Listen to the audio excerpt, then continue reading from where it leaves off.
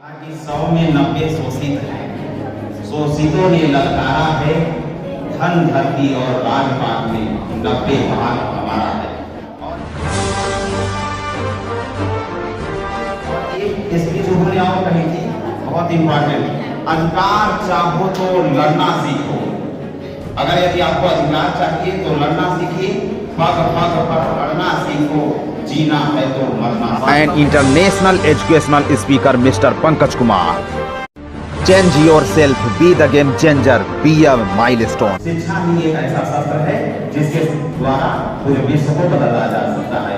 भारत माता की जय! भारत माता की जय! इंकलाब जिंदाबाद! इंकलाब जिंदाबाद! कर्पूरी ठाकुर जिंदाबाद! कर्पूरी ठाकुर जय हिंद, जय Bharat. Nation first, changer within, you are the one.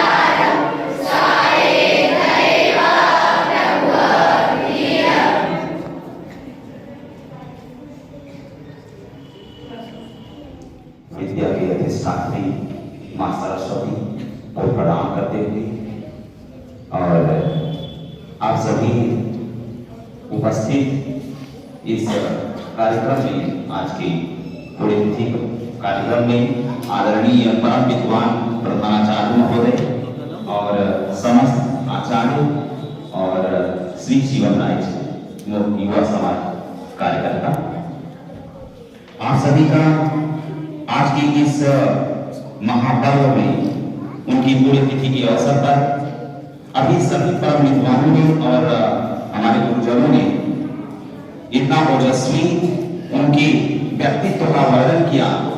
निश्चित तौर पर मैं ये समझ सकता हूं कि आप सभी उसे अवगत होंगे और प्रेरणा देंगे। अब कुछ चीजें तमाम छात्रों के द्वारा भी बताई गई और परम विद्वान अध्यापकों और प्रधानाचार्य महोदय द्वारा। अब मैं भी कुछ चीजें जो बची हैं उस पर भी चर्चा हम कर लेते हैं। जैसा कि आप सभी को बताया गया और एक बहुत ही प्रसिद्ध राजनीतिज्ञ, स्वतंत्रता सेनानी और बिहार के दूसरे उप मुख्यमंत्री और 11वें मुख्यमंत्री थे। एक बहुत ही प्रेरणादायक कहानी उनके बारे में कही जाती है। एक बार उनके ही रिश्तेदार कर्पूरी ठाकुर उनके बहनोई लगते थे, यानी आज के समय में जीजा जी कहा जाता है। तो वो आए, कहे कि जो है कर्पूरी ठाकुर जी, हमें आप मुख्यमंत्री के पद पर हैं, हमें जाप दिलवा दीजिए, सिफारिश करने आए। भाई, जाप उन्हें ही मिलती है जो प्रतिभावान होते हैं। तो कहने की एक काम करिए, मैं आपको एक तरीके से जिसे आप उद्यमशीलता करते हैं, आप एक काम करिए, ये लीजिए 50 रुपए, जा करके दुकान पर से रेजर खरीद लीजिए और अपना काम शुरू कर दीजिए। तो अब ये सोचिए, आज उस बात को लेकर के लोगों को प्रेरणा लेनी चाहिए कि अब अगर आप अपने व्यक्तित्व का निर्माण करें तो स्वयं से निर्माण करें, बल्कि किसी का जो है आप जो है सिफारिश न लें। और वो बहुत ही दूरदर्शी व्यक्तित्व थे। जब भी वह विधानसभा में भाषण दिया करते थे तो विपक्षी जो है तिलमिला उठते थे, क्योंकि उनका एक एक वचन, जैसा कि अभी सर ने बताया, बहुत ही कड़वा सत्य नीम के पत्ते की तरह होता था। जैसे ही विपक्षी सुना करते थे तिलमिला जाते थे। और सर ने अभी एक आचार्य महोदय ने उनका नारा बताया, उससे पहले मैं एक चीज बता देना चाहता हूँ। उन्होंने अधिकारों के लिए संसद में अपना भाषण दिया था।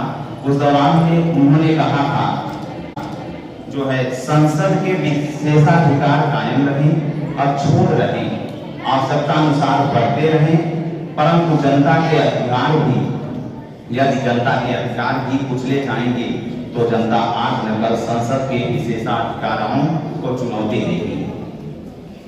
और सर ने एक चीज परिचित नारा बताया था उनका, लेकिन उसमें एक इन्होंने बहुत सही कहा कि 100 में 90 शोषित हैं, शोषितों ने ललकारा है, धन धरती और राजपाट में 90 भाग हमारा है। और एक स्पीच उन्होंने और कही थी, बहुत इंपॉर्टेंट, अधिकार चाहो तो लड़ना सीखो। अगर यदि आपको अधिकार चाहिए तो लड़ना सीखिए, पग पग पकड़ना सीखो, जीना है तो मरना सीखो। और वो कहा करते थे हमेशा, एक शायर है मशहूर, अज्ञात, मैं उनका नाम तो नहीं जानता हूँ, लेकिन मैं उस स्टेटमेंट को बयां करता हूँ, खुलूस दिल में जुबा पर शाम रहने दो, खुलूस दिल में जुबा पर शाम रहने दो, न खुद रहो उदास, न किसी को उदास रहने दो। वो हमेशा जब भी उनका किसी के प्रति, जो शोषित, दलित, पिछड़े, वंचित सभी थे, उनका यही प्रेरणादायक वचन कि हमारे पास आने वाले व्यक्तियों की समस्याएं पूरी तरीके से, हर तरीके से हल की जाए। और आप सभी ने यही सुना कि वह जननायक और लोकनायक थे। और कुछ उनके मुख्य चीजों पर मैं बात कर लेता हूँ। बहुत ईमानदारी व्यक्तित्व थे वो।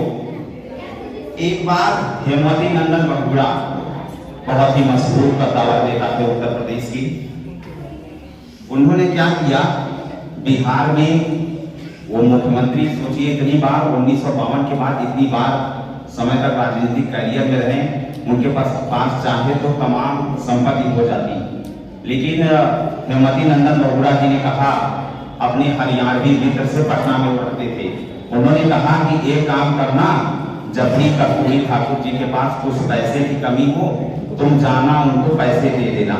तो उन्होंने हेमवती नंदन बहुगुणा को रिप्लाई दिया कि साहब वो तो मेरे से पैसे कभी मांगते भी नहीं हैं। जो है कर्पूरी ठाकुर जी इतने स्वाभिमानी व्यक्ति थे कि वो कभी 1 रुपया किसी से मांगते नहीं थे, जबकि इतने समय तक राजनीतिक कैरियर में था, उनके पास तमाम संपत्ति थी, लेकिन वो 1 भी रुपया किसी से नहीं। जब उनकी मृत्यु हुई, मृत्यु के बाद जो है 17 फरवरी 1988 को हेमवती नंदन बहुगुणा उनके घर गए तो देखा एक झोपड़ी थी, एक झोपड़ी। सोचिए कई बार बिहार विधानसभा का जो है विधायक और सांसद, और एक बार उप मुख्यमंत्री और 2 बार मुख्यमंत्री, एक झोपड़ी। उस समय हेमवती नंदन बहुगुणा भावुक हो गए। तो उनसे यही हमें परिचित लेना चाहिए, हम सभी को प्रेरणा लेनी चाहिए कि इतना बड़ा पद पर रहते हुए इतना सादा जीवन और उच्च विचार के प्रतीक थे, और किसी भी प्रकार की उनके अंदर भ्रष्टाचार की प्रवृत्ति नहीं।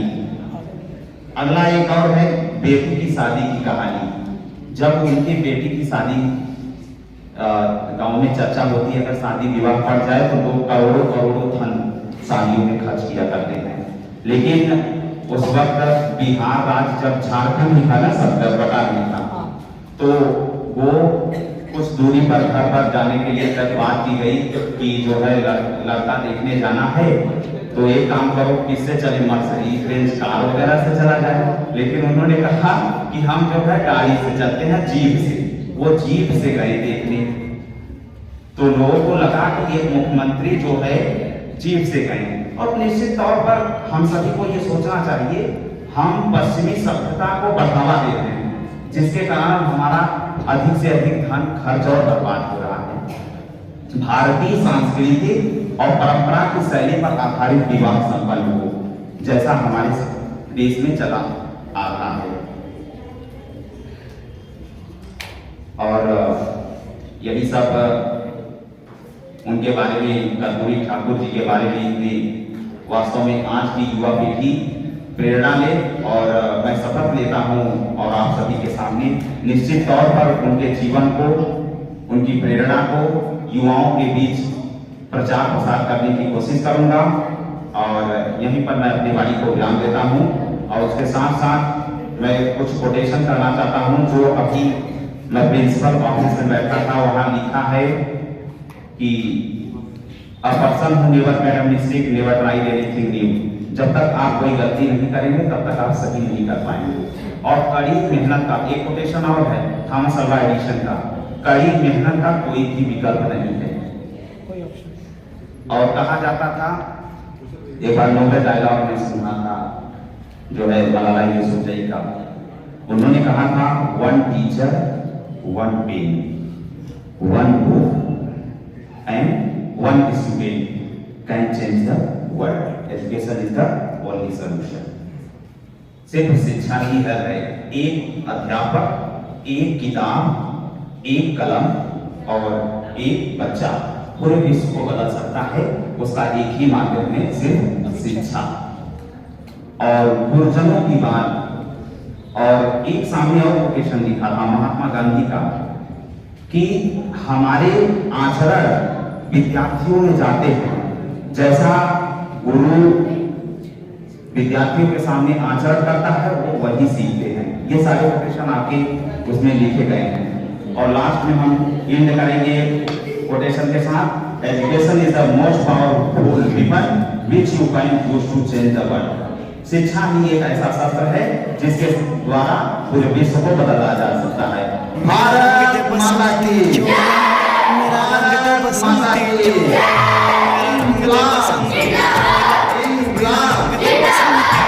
कर्पूरी ठाकुर, कर्पूरी ठाकुर, जय हिंद जय Bharat. You can do it. Success is your destiny. Stand up, never give up. Globalization of free education on YouTube.